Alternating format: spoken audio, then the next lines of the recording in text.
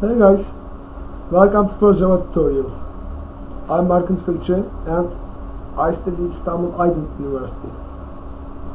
This tutorial we will download JDK compiler.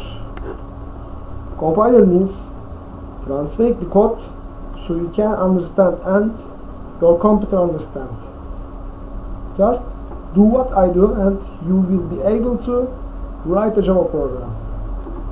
Now, open your browser and type java.sun.com. Click downloads and choose Java SE. SE means Standard Edition. Go and click Java Platforms. JDK accept JSON agreement.